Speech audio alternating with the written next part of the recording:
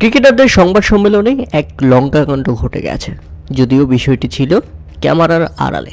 তবে এবার ব্যাপারটিও সামনে আসলো এবং এটা নিয়েও হচ্ছে আলোচনা। মুস্তাফিজুর রহমানকে প্রেস কনফারেন্সে দেখে অনেকে অবাক হয়েছেন, তবে মুস্তাফিজুর রহমান সেখানে থাকতে চাননি। সাংবাদিকদের পেছনে ছিলেন মুস্তাফিজুর, মমিনুল, কিন্তু তাদেরকে ডেকে সামনে নিয়ে যান মেহেদী হাসান মিরাজ এবং মোহাম্মদ মিঠুনরা। আর মুস্তাফিজুর রহমান যখন একেবারে পিছনে চলে যাচ্ছেন, ঠিক তখন মুস্তাফিজুরকে আটকে দেন মেহেদী মিরাজ। কিন্তু মেহেদী মিরাজের কথা শুনেননি মুস্তাফিজুর রহমান, তাকে ঝাড়ি মেরে সেখান থেকে চলে যান মুস্তাফিজুর রহমান। টেনে ধরেও আটকাতে পারেনি মেহেদী মিরাজ।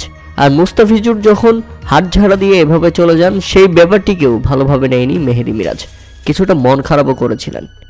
মুস্তাফিজুর অবশ্য কাউকে পাত্তা দেননি, তিনি পেছনে গিয়ে দাঁড়িয়ে যান। আর সেখানে মুস্তাফিজুর রহমানকে না পেয়ে টেবিলের সামনে বসে পড়েন তখন মেহেদী হাসান মিরাজ।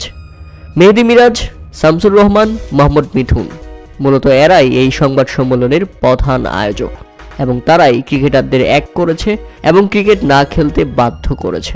আপনারা এই ছবিগুলো দেখলে ইতিমধ্যে আন্দাজ করতে পারবেন, মনে হচ্ছে লিটন দাসকে ঘুম থেকে উঠিয়ে নিয়ে আসা হয়েছে। আর পেছনের এদেরকে দেখে মনে হয়েছে এরা আসলে কেউ এখানে থাকতে চায়নি, এদেরকে জোর করে এখানটাই আনা হচ্ছে বিসিবিকে অস্থিতিশীল করতে। এবং সে যাত্রায় মুস্তাফিজুর রহমানকে টেবিলে বসাতে পারলে ব্যাপারটাকে আরও সিরিয়াস করা যেত।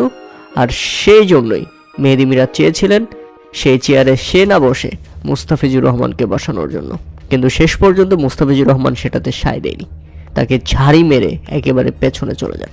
প্রিয় দর্শক, এই ব্যাপারগুলোকে আপনারা কীভাবে দেখছেন তা অবশ্যই আমাদের কমেন্ট করে জানাবেন। আর ইতিমধ্যে সবচেয়ে বড় খবর হচ্ছে অনির্দিষ্টকালের জন্য বন্ধ হয়ে যেতে পারে বিপিএল। কেননা ইতিমধ্যে রাত 8টায় বিপিএল এর মালিকদের সঙ্গে জরুরি মিটিং ডেকে বসেছে বাংলাদেশ ক্রিকেট বোর্ডের সভাপতি আমিনুল ইসলাম বুলবুল।